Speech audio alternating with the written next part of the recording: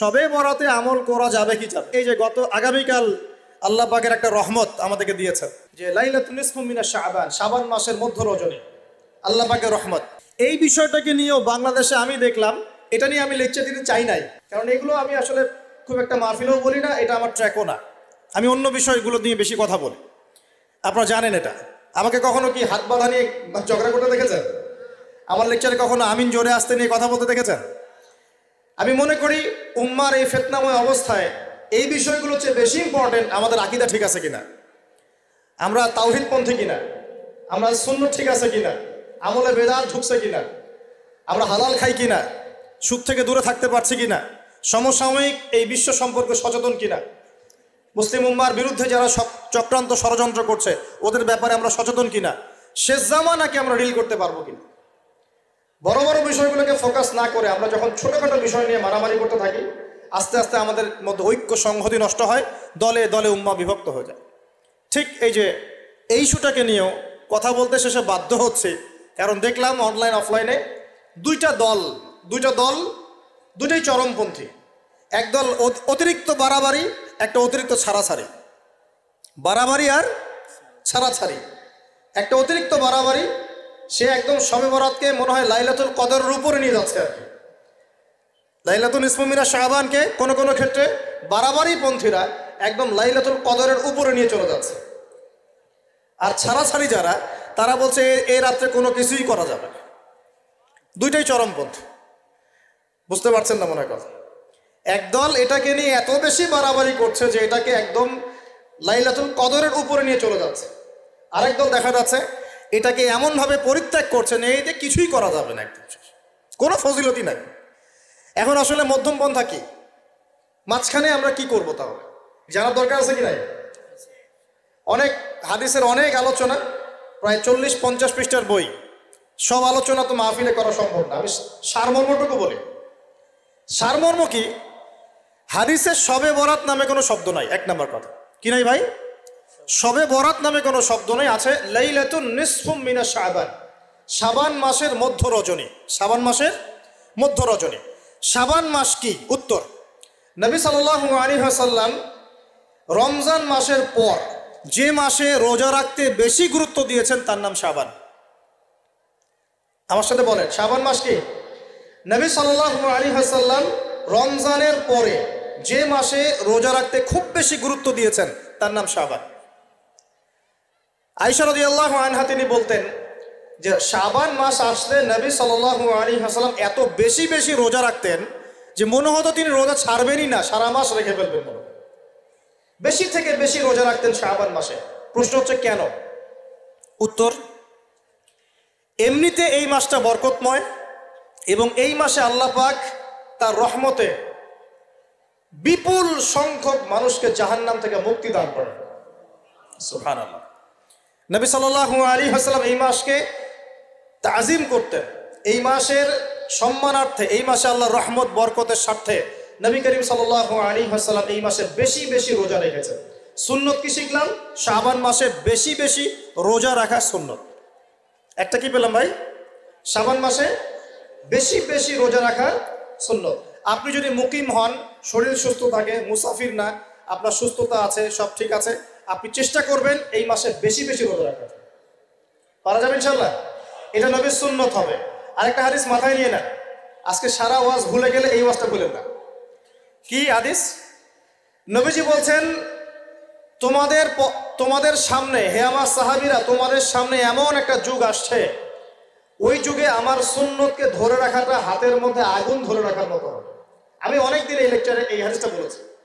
তোমাদের সামনে এমন একটা কঠিন যুগ আসছে, জামানা সবরিন, সবরের যুগ, কঠিন যুগ। ওই যুগে ঈমান ধরে রাখা, মানে আমার সুন্নতের উপর থাকা, হাতে আগুন ধরে রাখার মতো হবে। ওই যুগে যদি তোমরা আমার একটা সুন্নতকে জীবিত করতে পারো, সমাজে একটা সুন্নত মরে গেছে, ওটাকে আবার জীবিত করতে পারো, তাহলে 50 জন শহীদ সাহাবীর নেকি পাবে। হাদিসটা বুঝলেন? শুধু নেকি না, আপনি 50 জন শহীদ সাহাবীর নেকি পাবেন যখন চলমান সমাজে একটা সুন্নত মিটে গেছে, নাই, মানুষ আমল করছে না, কিন্তু আপনি সেটাকে জীবিত করলেন। পারা যাবে ইনশাল্লাহ? সমাজে এখন দাড়ি শেভ করা ফ্যাশন হয়ে গেছে, বুঝছে না? অনেকে শেভ না করলে চাকরি দেয় না, শেভ না করলে কি হয় না, চাকরি পাওয়া যায় না। স্কুলে তো না, কলেজে গিয়ে পড়তে গেলে ক্লাস করতে দেয় না, দাঁড়িয়ে আসে, যাও সব করে আসো, তাই বলে। এখন সমাজ চলছে উল্টা। এখন যদি আপনি নবীর সুন্নতকে আবার জীবিত করতে পারেন, 50 জন শহীদ সাহাবীর নেকি পাবেন ইনশাআল্লাহ। রাতে ঘুমানোর সময় একটা সুন্নত আছে, 33 বার সুবহানাল্লাহ, 33 বার আলহামদুলিল্লাহ, 34 বার কি আল্লাহু আকবার। বহু মানুষই পড়ে না। আপনি যদি পড়তে পারেন ইনশাআল্লাহ আল্লাহ পাক আপনাকে নেকি দিবেন। এরকম অগণিত সুন্নত আছে, অগণিত, যেগুলো আমাদের সমাজ থেকে আস্তে আস্তে উঠে যাচ্ছে। আমি খুব দুঃখের সাথে বলছি, অনেক মসজিদে ফরজ নামাজ পড়ার পরে আমরা কি করি, একটা মোনাজাত করি, আল্লাহুম্মা আমিন বিরহমাতিকা ইয়া আরহামার রাহিম, ব্যাস উঠে চলে গেলাম, তাই না? উঠে চলে যায় না, তারপর স্যান্ডেল নিয়ে বাইরে চলে গেল। অথচ সালাম ফিরানোর পরে একবার বলতে হয় আল্লাহু আকবার, কি বলতে হয়? 3 বার বলতে হয় আস্তাগফিরুল্লাহ আস্তাগফিরুল্লাহ আস্তাগফিরুল্লাহ, বলতে হয় আল্লাহুম্মা আনতাস সালাম ওয়া মিনকাস সালাম তাবারাকতা ইয়া যাল জালালি ওয়াল ইকরাম। একবার পড়তে হয় আয়াতুল কুরসি, 33 বার সুবহানাল্লাহ, 33 বার আলহামদুলিল্লাহ, 33 বার আল্লাহু আকবার, তারপর কালিমা শাহাদা। এরপর সূরা ফালাক একবার, সূরা নাস একবার, ইখলাস একবার। আরো অনেক দোয়া আছে, আল্লাহুম্মা লা মানি লিমা আ'তাইত ওয়া লা মু'তি লিমা মানা'ত ওয়া লা ইয়ানফা'ু যাল জাদ্দি মিনকাল জাদ্দ। পড়তে হয় আল্লাহুম্মা ইন্নী আউযু বিকা মিনাল হাম্মি ওয়াল হাযান ওয়াল আজজি ওয়াল কাসালি ওয়াল বুখলি ওয়াল জুবন ওয়া দালা'id দাইন ওয়া গালাবাতির রিজাল। পড়তে হয় আল্লাহুম্মা আ'ইন্নী আলা যিকরিকা ওয়া শুকরিকা ওয়া হুসনি ইবাদাতিক। আরো অনেক দোয়া আছে। দেখেন তো, মোনাজাত করেন, আমি তো না করছি না, আমি তর্ক করতে আসি না এখানে, এটা নিয়ে আমি ঝগড়া করতে আসি, কিন্তু এই সুন্নতটা যে উঠে গেল, মোনাজাতটা করে যে মসজিদ থেকে বের হয়ে চলে গেলেন, এই সুন্নতটার উপর আমল কে করবে? এখন সুন্নত উঠে গেল না। আপনি যদি বসে এখন সুন্নতটা প্রতিষ্ঠা করেন, নাকি পাবেন ইনশাআল্লাহ। যে কথা বলতে এখানে আসলাম, এক বাড়াবাড়ি এক কি ছাড়াছাড়ি, এর মাঝখানে কি একটা ফজিলত জানলাম। শাবান মাস মানেই এই মাসে নবীজি বেশি বেশি রোজা রাখতেন। তাহলে আমরা কি করবো এই মাসে ভাই? 1 নম্বর কাজ, বেশি বেশি রোজা রাখার চেষ্টা করবো ইনশাআল্লাহ, আল্লাহ তৌফিক দান করবেন। এবার আরেকটা পয়েন্ট বলি, সামনে রমাদান মাস। রমজান মাস আসলে আমরা মাশাআল্লাহ পরিপূর্ণ মুসলিম হওয়ার চেষ্টা করি, কিন্তু সারা বছর এটা ধরে রাখতে পারি না। রমজান মাসে যে নামাজ পড়ে না সেও মসজিদে যায়।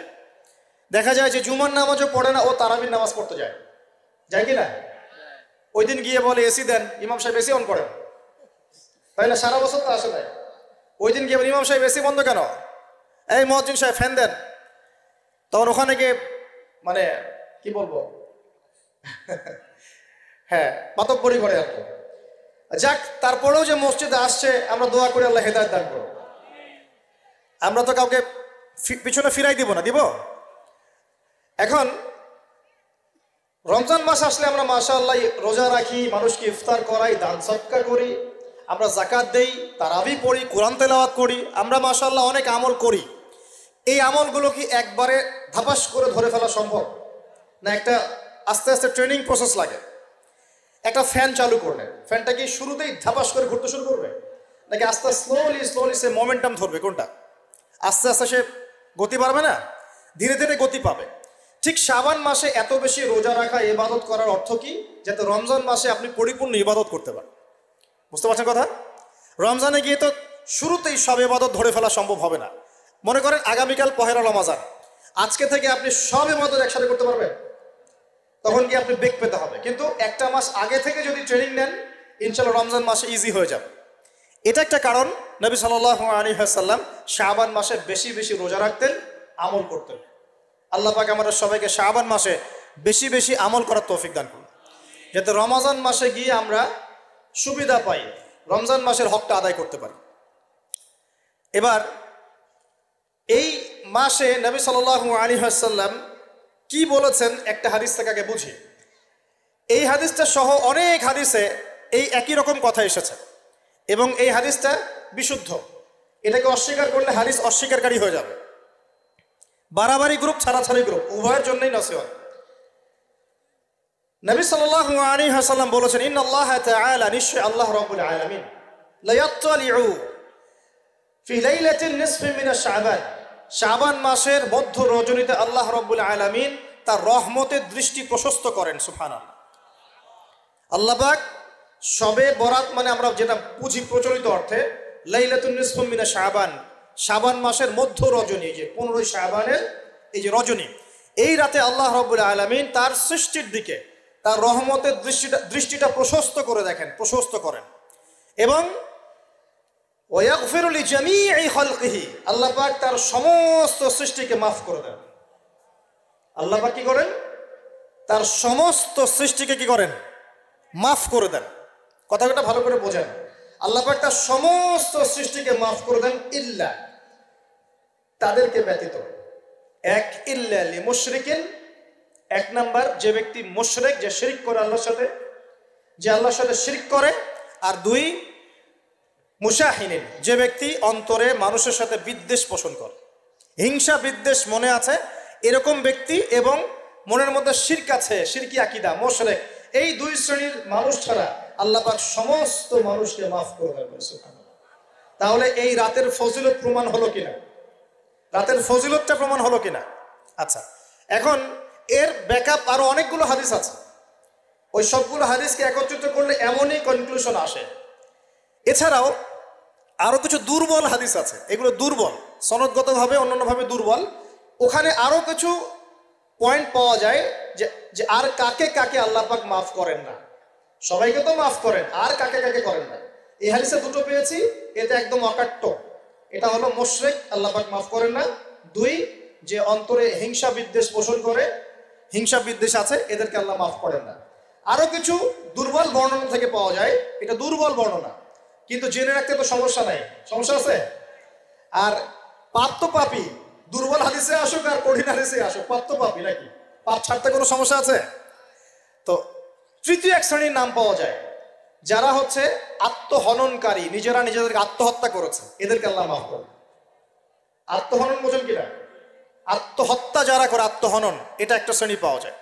4 নম্বর একটা পাওয়া যায় আত্মীয়তার সম্পর্ক ছিন্নকারী, আত্মীয়তার সম্পর্ক ছিন্নকারী। 5 নম্বর একটা পাওয়া যায়, সেটা হলো মাদক দ্রব্য সেবনকারী। মাদক দ্রব্য সেবনকারী, যুবকরা খুব ভালো করে শোনা এগুলো। মাদক দ্রব্য সেবনকারী আল্লাহ সবাইকে মাফ করেন, মাফ করছেন না। আরেকটা পাওয়া যায়, সেটা হলো যারা জেনার পাপে লিপ্ত আছে। কিসের পাপে ভাই? জেনার পাপ। এরকম আর কিছু ব্যাকআপ পাওয়া যায়, কিন্তু এগুলোর বর্ণনা দুর্বল। বর্ণনা কি? দুর্বল। কিন্তু পাপ তো পাপই নাকি? এই পাপগুলো তো পাপ, এই পাপগুলো করলে কি আল্লাহ খুশি হন? অকাট্য সহি থেকে পাওয়া যায় এই দুইটা, মুশরিক এবং মুশাহিদ, যারা শিরক করে, অন্তরে বিদ্বেষ পোষণ করে, আল্লাহ পাক এদেরকে মাফ করেন। এখন আগে জানি শিরক থেকে কিভাবে বাঁচবো, শিরক কি এবং কেন, তারপরে জানবো হিংসা বিদ্বেষ, তারপরে আমরা যাব এই রাত্রে আমরা কি করতে পারি। মনে রাখবেন, আমল করতে হবে 3টা বিষয় খেয়াল রেখে। কয়টা বিষয় ভাই? আমল করতে হবে 3টা বিষয় খেয়াল রেখে। এক, আমল করতে হবে একমাত্র আল্লাহ পাকের সন্তুষ্টির জন্য। 1 নম্বর কি বলেন? এক আল্লাহর সন্তুষ্টির জন্য, কারো সন্তুষ্টির জন্য না, কারো জন্য না, শুধু কার জন্য? দলিল হচ্ছে ইন্নাস সালাতি ওয়া নুসুকি ওয়া মাহইয়ায়া ওয়া মামাতি লিল্লাহি রাব্বিল আলামিন ফাসাল্লি লিরাব্বিকা ওয়ানহার। 2, আমল হতে হবে একমাত্র নবী সাল্লাল্লাহু আলাইহি ওয়াসাল্লামের সুন্নাত মোতাবেক। কার সুন্নাত মোতাবেক? নবী এবং সাহাবীদের সুন্নতের সাথে মেলে না, সেই আমল করা যাবে না। নবী এবং সাহাবীদের সুন্নতের সাথে মেলে না, সেই আমল করা যাবে না। 3 নম্বর, আমলটা যত সুন্দরী মনে হোক, আমলটা যত সুন্দরী মনে হোক আর যত মানুষই করুক, যত মজাদার মনে হোক না কেন, নবী করেন নাই, সাহাবীদের থেকে প্রমাণ নাই, আমল করব না। করলে বেদাত হয়ে যাবে। কি হবে? বেদাত হয়ে যাবে। আর 3 নম্বর হচ্ছে, আমলগুলো করার আগে অবশ্যই আপনার রিজিকটাকে হালাল করতে হবে। কি করতে হবে ভাই? ব্যাস, এই 3টা শর্ত পূরণ করে আমল করলে ইনশাআল্লাহ তাআলা আমরা জান্নাতে যাবো। ইনশাআল্লাহ আমরা আশাবাদী, আল্লাহ পাক আমাদেরকে জান্নাত দিবেন ইনশাআল্লাহ। আল্লাহ পাক এক রাতে রহম করে সমস্ত মাখলুক সৃষ্টিকে মাফ করে দিচ্ছেন, শুধু শিরক এবং হিংসা বিদ্বেষ পোষণকারীকে মাফ করছেন না।